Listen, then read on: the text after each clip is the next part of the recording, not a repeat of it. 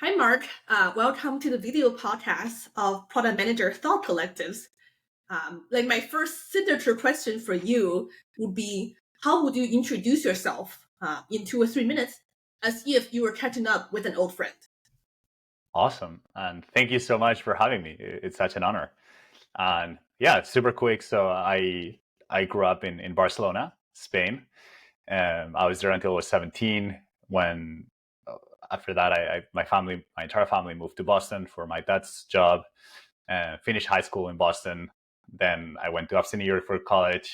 And then my first role out of college was um, uh, basically I joined this company called Asana, which they do work management tools. And I was their first new grad PM that they ever hired. I joined the company fairly early on when they had just raised their Series C, under 200 employees, a couple of PMs. And yeah, it's a funny story actually how I ended up at the company. So I went to Cornell and they had a career fair there. And basically all the big tech companies, Facebook, Google, Palantir had a big line, and this, Asana company that I had never heard of had this small line.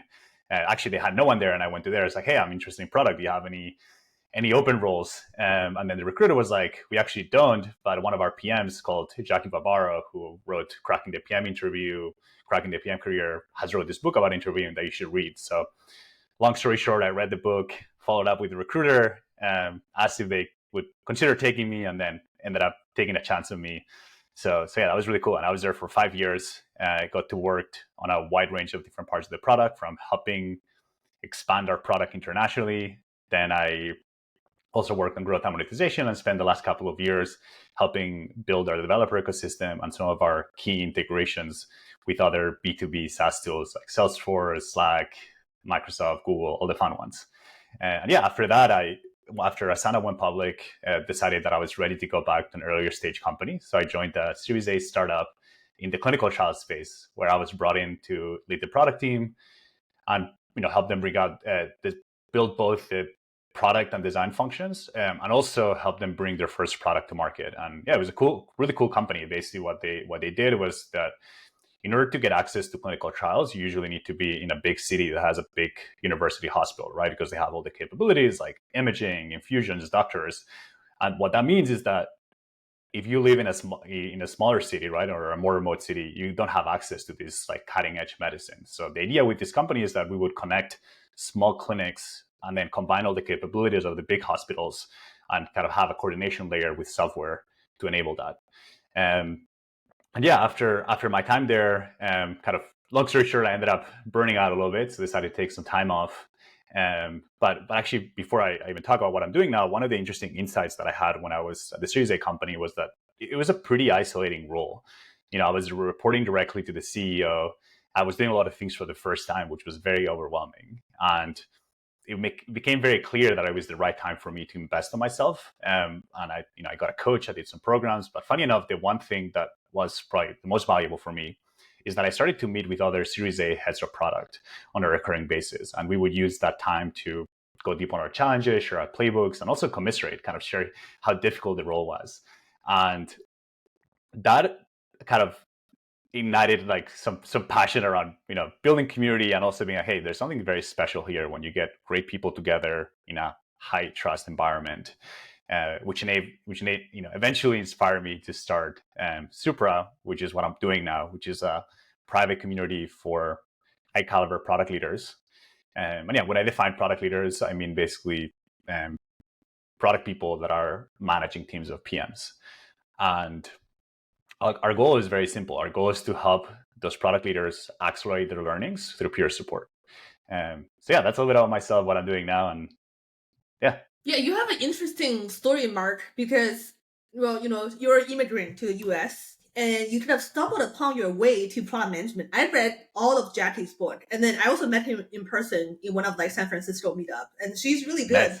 Nice. So you also kind of met one of the OG PM influencer, so that you read her book, and then you kind of found your way into Asana, and then you kind of transition, from a big tech to more of a startup, more like hands-on role. And then now if I understand correctly, you're building this community full-time, right? Yeah, So that's right. how did you decide to say, oh, let me just like, that's one trigger of mine, right? How did you decide to become from, in product space to say, oh, let me actually, I want to be a full-time community and network builder, like to help other product managers. What was that transition look like? Yeah. So I think a couple of things. And to be fair, I always knew I wanted to start my own thing at one point. But I think one of the benefits of working at an early stage company is that it really humanizes and makes the whole thing about starting a company more attainable, right? You see okay, the founders are really struggling. It's very different. In a way, actually joining a Series A company helped me make that jump and gave me the confidence to start my own thing. But I think the insight really that triggered me to start Supra, the community I'm building, is, I felt like there was no one was really solving that space of helping either people that just got promoted to people managers or people that are leading big teams of product leaders navigate their roles. Like some companies have some training, some companies have some programs, coaching, but no one is really spending a lot of energy thinking about that. So I think there was an opportunity there. And also I myself, I'm a community junkie. So I've been a member of all these, product communities, Lenny's, Mind the Product, etc. And something that I noticed there too is that those communities are amazing, but it's sometimes hard to get that signal to noise ratio. Sometimes it's not there, and it takes a lot of effort to figure out, okay, what is people's backgrounds, kind of trust what they're saying. So I was also really craving a very curated, high quality community as well. And then finally, the last piece I'll say is that I would say I'm a natural connector, and it's something that I enjoy, and then second one, it comes easy to me. I always joke that one of my greatest joys in life is when two of my separate friends kind of meet and then have a great conversation and then build their own independent relationship. That just feels I don't know why. I just get so much energy from it, and it makes me really happy. Yeah. So how did you decide to have let's say, a open loop community versus an invitation only community? Is it maybe you want to keep the network very high caliber, you want to filter out kind of the product leaders? What was that decision looking like for you? Yeah, great question. So I think it boils down to two things. I think actually three things. One is, yes, I think quality is such an important part of it, right? I think people always say that cliche of oh, you're the combination of the five people that you spend most time with, right? And I think that's so true. So I think kind of in a way, iron sharpens iron, and you have to, people have to have relevant experience. They have to be ambitious. They have to be really good at it. So I think that's one. I think the second one too is that in order to build, I've studied a lot of communities that have been around some of them have been around for 70 years, some of them have been around for 10 years. And I think a common thread when you look at communities that have been around for a long time is that they have a really strong culture, and they have a really strong set of norms that people fit and agree to and fit to. So I think one for me is just making sure that aside from people being really high caliber, really good, they're also hungry to learn. They're open-minded. They're accepting. They know they can learn more. So I think that's something that I really, really care about. And yeah, the third part too is we all been a part of those communities that kind of go quiet or there's only one person contributing. So I want to make sure that people who join understand that in order to have a thriving community, you need to have that balance between giving and taking. So I think that's why commitment. Yeah. Exactly. Commitment. Commitment. Yeah. Respect. And yeah, I think it's funny. We have about 200 members now, a little bit over, and I've probably interviewed 2,000 or 3,000 people at this point, and I still do all those interviews myself. Wow. Because okay. I think that's one of the highest leverage things I can do. One, to make sure that they fit those criteria, right? And then the other one is one of my favorite things to do is I also get a perspective of what are the challenges that these people are dealing with, which then allows me to be more effective on kind of building a community that solves for those challenges, if that makes sense. I see. Yeah, no, absolutely. Do you have a team for Supra, or is you and maybe a few interns or full-time or contractors? How does that how does the team look like for you? Yeah, and probably that we can dive into like entrepreneurial challenges here. But Yes, yeah, right yes, yeah. now the Supra team is very, and maybe taking a step back, right? Like I think one Mm-hmm. of the biggest challenges that I have right now in building Supra, and is honestly kind of like a choice that I've made, and I know that it's going to be the case, but and I Mm-hmm. still, if I was going to make the same decision again, I would probably do it, which is it's a Mm-hmm. bootstrap business, right? I Yeah, and yeah. and there's a good reason for being a bootstrap business. I think there's definitely some communities out there that have raised money and are growing quickly, and I think I actually personally don't believe that building a great community with a venture-backed business are compatible, right? Because from my perspective, to build the best community, you need the best, highest quality people. And it's going to reach a point where you will find a saturation and you cannot grow that fast or at all because you've already gotten all the great people. So um, that's not aligned with venture-backed kind of businesses, right? Where you have to grow at all costs and you have to reach that Yeah, hundreds of, yeah. of millions in revenue. So I think, but then the downside, I think, of bootstrapping is that you have to be very scrappy with your resources. And I think one of them is like, hey, like I want to be profitable from the day one, and I want to be very careful of how we spend our resources, which means I have a very small team. So right now it's just myself. I have someone that helps me full time with operations, and then I have about Okay. 17 coaches that are contractors that facilitate our group discussions. Okay. So the next question, that kind of leads into the next question. So, as a bootstrap company, what are some entrepreneurial challenges you are facing right now?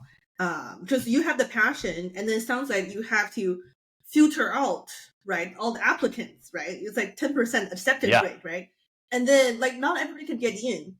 But what some challenges you're facing right now as a bootstrap company? yeah. I mean, I think the biggest one is scaling myself, right? Like I'm doing all those Okay. interviews. I'm still like overseeing a lot of our operations. Um, I'm doing our marketing. I'm organizing a lot of our events. I'm negotiating partnerships. So and Oh, yeah, for okay.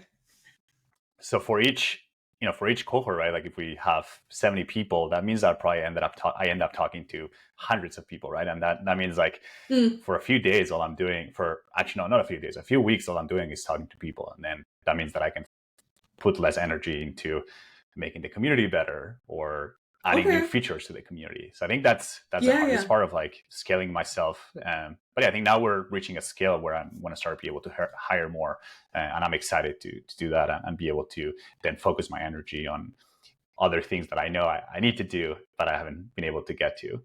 But yeah, but I think the positive side to it is like it's not all downside about being Yeah, bootstrapped. I think the good news is right. that it really forces you to flex your resourcefulness muscle and your creativity muscle, right? Like Right. I need to find ways of like how do I do more with less. So something that's cool is like I'm Yep, starting to that's get a true. lot of our Yeah. members involved in the business, right? So I'm for example, I'm starting a podcast for Supra with one of our members as a co-host. Mm, We do a lot of in-person events in 10 different cities. A lot of okay. I cannot go to every city, so we have our members help me organize those events. They Yeah, will yeah. connect me with people that they know to bring in as speakers. So yeah, I think that's also really cool to kind of get people involved and see them co-create with me. And yeah, then the last, so I think that's we just covered a lot of like those like what is a challenge of what are the What challenges of challenge? building a bootstrap company. But in Right. addition to that, I think there's some challenges around like the macro environment. So Yeah, yeah. um, like our ideal go to market is we have a membership fee, and we want companies to sponsor their product leaders to be part of the community because Right, right, it's not right. only a Yeah. benefit for the members but for the communities. A lot of companies right now are cutting those budgets, so that means that some people have to pay out of pocket. And even Yeah, yeah. people right now, I feel like they're in I don't know what you're seeing, but I feel like people in general are more stingy at this point in time. I think there's like this fear Yes. around the year of like there's layoffs. What happens if I get laid off, right? Like especially in like product leadership, like there's not that many like product leadership roles open out there. So it could take six Yes. months, it could take 9 months. I think there's people are a lot more careful with their wallets. I think that's another That's true. big They're more one. selective. Yeah. Exactly. And then the last piece, like I think distribution, kind of getting getting the right members is always hard. I think especially that was true in the beginning. I think now we have a little bit more of a tailwind because we have a big, it's not massive, but we have a good sized community. So now a lot of our growth is word of mouth, which is great. Yeah. So the Supra model is that there's an application, right? So it's a 3-step process. So there's application where you conduct interviews and there's like a certain bar they have to meet, right? And then once they kind of accepted into the program, they are in like the peer group, right, with other product leaders. So kind of like, I don't want to call it peer therapy, but it's a peer support group, right, on their personal sounding. Exactly. And then do they have to be in the same city, or is like remote? Is remote friendly as well? Yeah, great question. So right now, the way we optimize for the groups is we try to optimize for 3 criteria. One is kind of the company size or stage that you're in. 2 is kind of the seniority, the title, the size of the team that you're managing. And then third one is around aspirations. Where do you want to be in 5 to 10 years, right? Like, do you want to be a founder? Do you want to be an exec? Do you want to be just a consultant that has a really good life? Based on that, then we do the grouping. So to answer your question fast, exactly. Similar kind of like where you want to be. And I think what's interesting is like right now we don't do per city because we want to optimize for that, because we have seen that those criteria lead to better discussions and better cohesion within the groups. But my long-term vision for Supra is that all the meetings will happen in person one day. And the reason for that is just, I don't know how you feel about this, in person. But it's, it's, like when a conversation is productive in a Supra session is when people open up, they're vulnerable, they share things that are comfortable at sharing. And it's a lot easier to do that in person versus when you have a screen in front of you. There's always kind of like that big brother of like, oh, are people watching, whatever. So I think that kind of removes the barrier. And the more you can build trust, the more value you're going to get out of the session. So I think that's like a big challenge out of building these remote communities, that how do you build trust quickly through a screen? Like that's definitely a challenge. I see. So once the members get in, they got paired with other product leaders with similar goals and also high caliber folks. And then they meet monthly. So is this membership annual membership? So they meet every month. And then I saw on the website, there's also a coach involved in these like monthly sessions, right? Okay. Yeah. So right now, it's funny. When we started, actually, we started on a monthly basis. And the reason for that is, you can do all these surveys for people to tell you, hey, are you getting value or not? But at the end of the day, like the true test whether someone is getting value is like, hey, are they willing to pay month after month? So that's true. It's the same as a customer. Are they willing to pay freemium? Exactly, right. It's like you don't have product market fit until you have paying customers, right? Or you don't really have something valuable. So what we wanted to see is actually force ourselves to keep us honest. So we actually started month to month, and about 6 months ago we actually changed, and we asked people for a 6-month commitment, and then after the 6 months people can decide whether they want to continue or not. I would say probably like 95% of people decide to continue. But the idea is that there's no end. Like this is a group that there's no you will, it's almost like you never stop going to the gym, right? Like if you want to stay fit and sharp, same thing here. But the one thing that we've noticing is like as the community grows, I think there's some FOMO of like, hey, like I want to meet more people, I want to expand my network. So something that we're starting to experiment with is rematching people to different groups so they get to have deeper bonds with more people in the product world. Okay, that's interesting. So you basically are helping them to be like a habit, right? They talk to folks with similar background, but you also kind of long term, you also get a little bit mingle, right? You kind of broaden the reach of the community members. Exactly. Got it. Since you interviewed like 2,000 plus members and you selected almost 200, so what are some kind of common themes you see, or the common issues these product leaders face in this economic environment? And then how does your community specifically help them to address these challenges? Yeah. And the one thing I'll say is like just maybe to show a bit more light of like the demographics of our community, like the challenges definitely vary depending on the stage of the company and the seniority level, Mm-hmm. right? So Okay. in our community, we have people that are all the way from like, group PMs with a couple of reports to like VPs of product with like maybe 45 reports or 50 reports, right? And also people that Wow. work at Series A startups all the way to like, the Metas or Googles of the world. So of course, like depending on where you are in the dimension, that the challenges might change a little bit. But yeah, I think maybe I'll start with like general challenges that I'm seeing a lot, right? I think there's definitely a push for people to do more with less, which I think is tricky, right? Like and I think that means Yep. like they're getting less headcount, they're getting less cross-functional partners, right? So I think that's something that's very tricky. I think another thing that people managers are really struggling with is that a lot of these orgs are getting very flat, right? Like, before, if you're a director, you Yes. might be able to Yes. promote someone into group PM, right? And that's how you keep that really good talent motivated. That's how you retain them. That's not really longer an option, right? For a lot of cases. So that's a challenge. I think another big challenge that we're seeing a lot is a lot of companies are doing big reorgs. And what we're seeing actually that's pretty Yes. interesting is a lot of the companies are changing from kind of functional org structures, right? Like, hey, everyone reports to the CPO and kind of like you go down the chain. Now what we're seeing is actually that a lot of companies, probably because profitability and good margins are so important, they're moving into like a business unit, GM model. So Yes. that's a big challenge, Yes. right? Like, how do I position myself to be in a good place in this new reorg?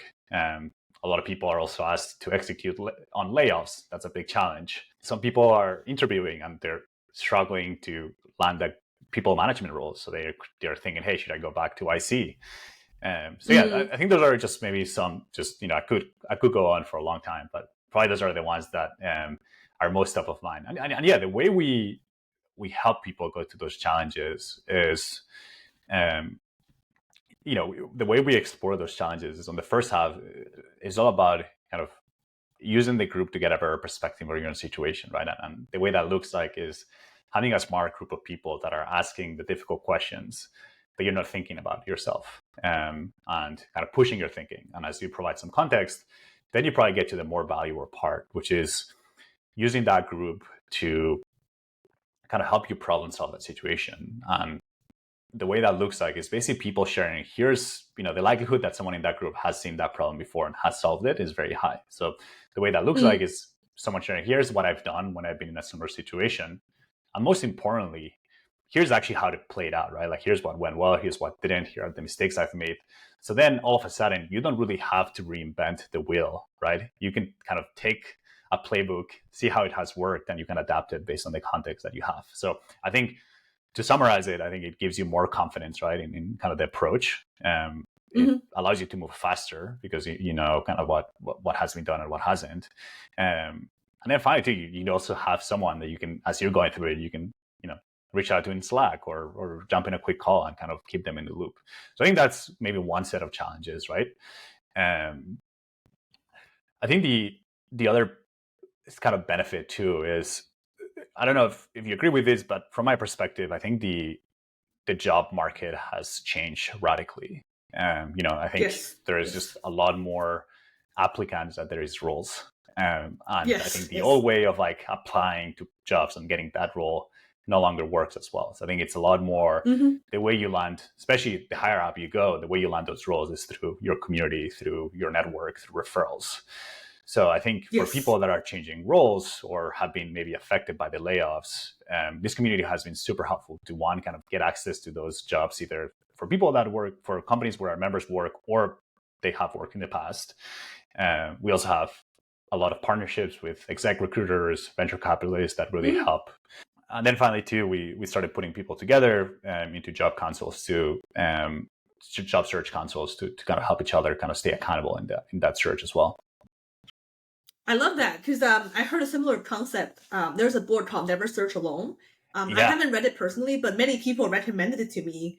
I personally went through job changes twice last year. So, but I mean, to give a little bit confidence to the audience, I feel like right now the job market is actually a lot better than early last year when the layoff season started, right? I mean, like just my experiences, I got way more on-sites and have more went through like better experiences in the interview process compared to last year. Okay, all right. Yeah, One last question. I agree. I agree. I agree with that. Yeah. Sorry, go ahead, yeah. Sorry, I didn't want to make it so. No, I didn't want to make it so bleak. But yeah, I think I agree. I think the one asterisk I would add is that there were a lot of layoffs in January and February. So I think there's definitely like there is more jobs for sure, but then also I think there is more qualified candidates out there too. More qualified candidates, yeah, for sure. Yeah, I mean, I agree. I think there are two things in the job search, right? Number one is the numbers game, right? Number two is like how to know the right people, right? And so whether it's through network or friends and families, where you know the hiring manager, they were your previous coworkers, like managers and stuff, having that extra layer of connection definitely help you stand out, like compared to a bunch of other qualified candidates. Yeah.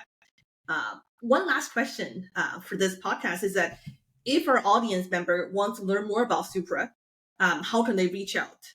What's the best way to learn more, whether they are a good fit? Like, right? So you talked about the criteria, but yeah, if they want to learn more, like, how can they learn about it?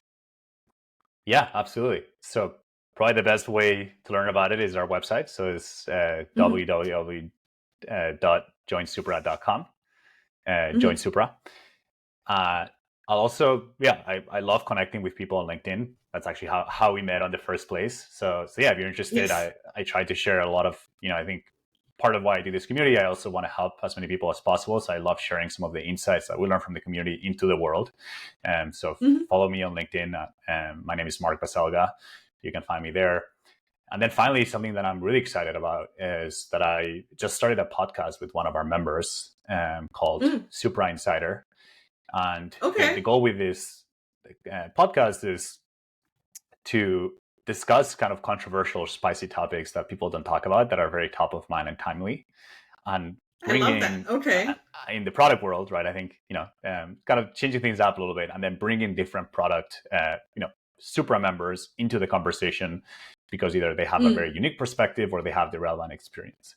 And in a way, you kind of will get an insight into kind of the conversations that happen in our community. And so we actually recorded their first episode last week. We'll probably record our second one next week. So yeah, I'd love for people to check it out and share any feedback. Okay, yeah, once we publish this on YouTube and newsletter, LinkedIn newsletter, I'll make sure we link to your episode and also the application for Join Supra. And then just like, I guess one last question to go is like, do you have any advice for product leaders in this market? Whether like how do they broaden their reach overall? So it sounds like join community is one of them, right? Join a high caliber community. Is there anything else that you have seen that's been helpful for product leaders? Yeah, two things actually. Yeah, I think networking.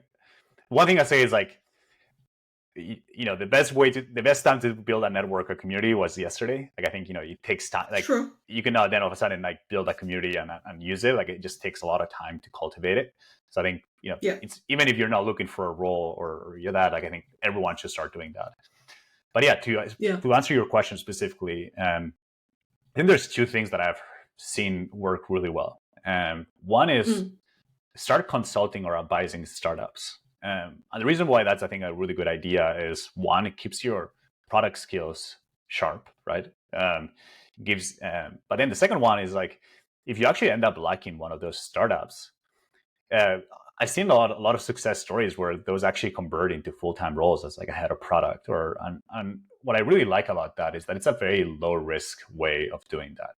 Right? Like you don't have to commit long term. You get to meet everyone. You get to see how they work. You get to see if they have product market fit. And then once you know that, then you can kind of take that step. So in a way, it's kind of like a low risk interview cycle. And you're making a big decision, of course. And then I think the other one is like just having side projects, right? That I think show like, hey, like you are curious, you have high agency, and that you're learning and kind of, again, keeping your skill sets sharp, right? Like you can do a lot of really cool things with AI these days. So I think learning how to do that. Given that I think everyone in the future will become like AI PMs, right? Like I think that will only help your case. And also it will give you like a lot more stories to tell when you're interviewing that then in the future will set you apart. So I think those are the main things that come to mind. Mm-hmm. Thank you so much, Mark. All right, I will stop recording right now.